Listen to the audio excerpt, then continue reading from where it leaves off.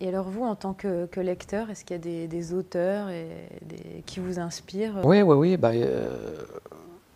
Là, je veux dire, aujourd'hui, moi je lis pas mal aussi d'auteurs de la région. Vous lisez beaucoup de polars ou de thrillers? Oui, on va dire que je reste vraiment dans mon genre, quoi. Je lis de temps en temps ce qu'on appelle entre guillemets la littérature blanche, mais je reste quand même dans l'univers du polar.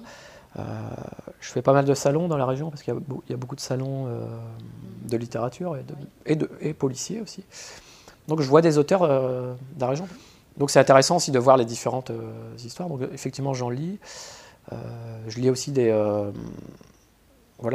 j'aime bien lire français de plus en plus parce que je suis français et j'aimerais bien que que les lecteurs lisent de plus en plus de français. Parce que c'est un nouveau genre aussi. Il y a beaucoup de lecteurs qui disent mais moi si c'est français je lis pas par exemple parce que moi je lis que américain, il y a que qui sont capables de faire des... C'est quand même toujours les mêmes noms au final. Voilà, ouais, mais et on se rend compte en définitive qu'il y a des auteurs français qui écrivent. Et qu'aujourd'hui, de plus en plus, les lecteurs commencent à connaître. Ils aiment bien être attachés aussi au lieu. Voilà, ils commencent à découvrir qu'il y a des auteurs français. Alors bien sûr, il y a les auteurs très, très connus comme Jean-Christophe Granger, voilà, qui sont... les lecteurs sont de plus en plus curieux, donc ils découvrent ils aiment bien lire français. Ils se disent, tout compte fait, les auteurs français sont capables de faire de bonnes histoires, voilà, comme des auteurs anglo-saxons. Et ça leur plaît. Et puis en plus, le fait que ça se passe... voilà. Aussi dans leur région.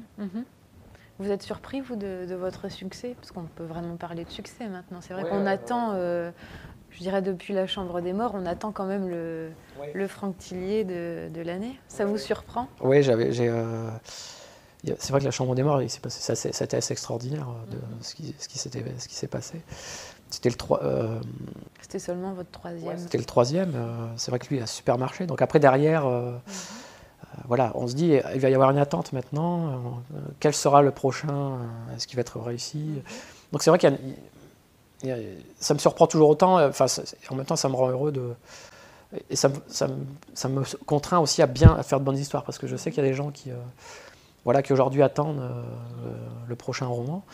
Et je me dis, faut pas que je les déçoive, faut que je trouve d'autres histoires. Et c'est pas dur justement d'avoir toujours l'idée Ouais, c'est compliqué parce que on est dans un univers qui est celui du thriller. Il y a beaucoup de choses qui sont faites partout. Il y a beaucoup de... Il faut savoir se renouveler aussi. Il faut se renouveler soi-même, raconter des choses différentes, toujours en restant dans un univers qui est le nôtre. C'est ça qui est... Donc c'est vrai qu'il faut bien se creuser la tête. Alors des fois, il y a des parties plus ou moins risquées. Moi, j'aime bien le précédent, celui avant Fracture, qui s'appelait Anneau de Moebius. Il y a une partie un peu fantastique dedans. Parce que moi, j'adore ça fait partie de ma culture. Je savais que je sors un tout petit peu de ce que j'ai l'habitude de faire, mais je voulais essayer. Donc j'ai écrit un huis clos, j'ai écrit Fracture, c'est dans la psychiatrie, il n'y a pas de policier, par exemple. J'ai écrit des histoires policières. Donc j'essayais vraiment de varier... mes romans. Avec La Chambre des Morts, par exemple, j'aurais pu toujours prendre le même personnage de Lucienne Bell parce que les gens disaient il est bien. C'est un personnage qui revient aussi dans... Il revient dans La Mémoire fantôme parce qu'effectivement, elle avait, à ce moment-là, je me suis dit, tiens, elle a encore des choses à raconter. Mais parce que je me suis dit, Lucienne Bell se prête bien à l'histoire que je veux raconter. C'était pas je me suis pas dit absolument, il faut que je prenne ce personnage-là, il faut que je l'écrive une histoire avec ce personnage. C'est pas ça à l'envers. J'avais imaginé l'histoire et je me suis dit, tiens, le personnage marche bien.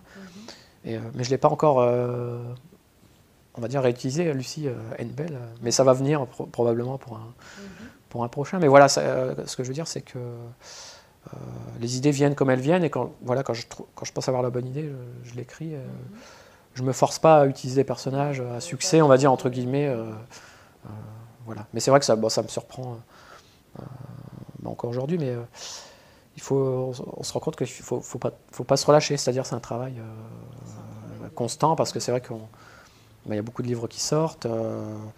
Moi, les lecteurs ont l'habitude, Puis après, il y a une pression supplémentaire aussi due au succès, j'imagine, le fait de ne pas vouloir décevoir. Oui, il y a ça,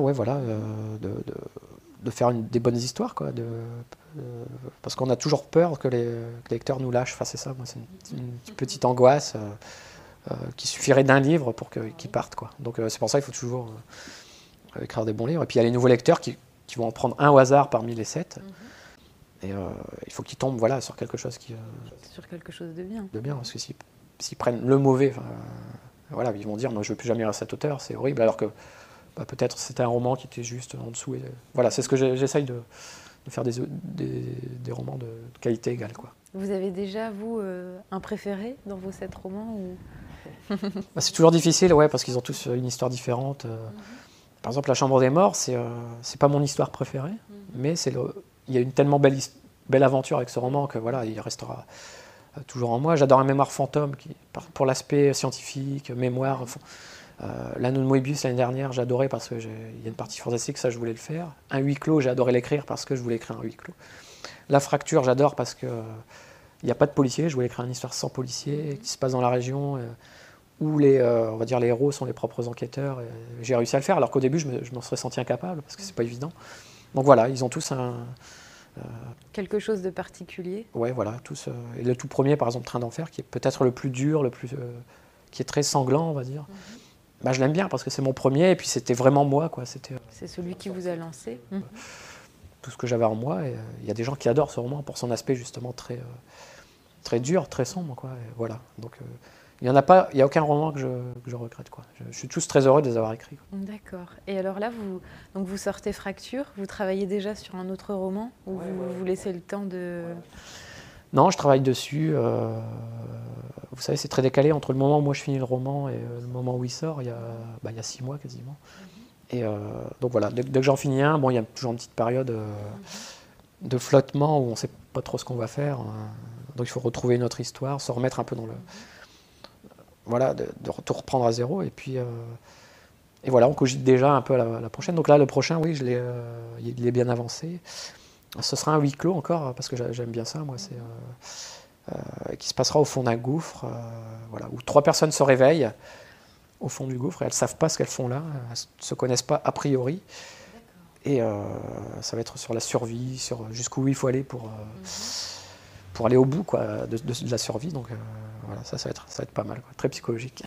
On a hâte de le découvrir. Merci Franck Tillier de nous avoir reçus. Merci, c'était un plaisir. Et puis on invite nos lecteurs à lire Fracture et puis après à découvrir le prochain roman. Oui. Au revoir.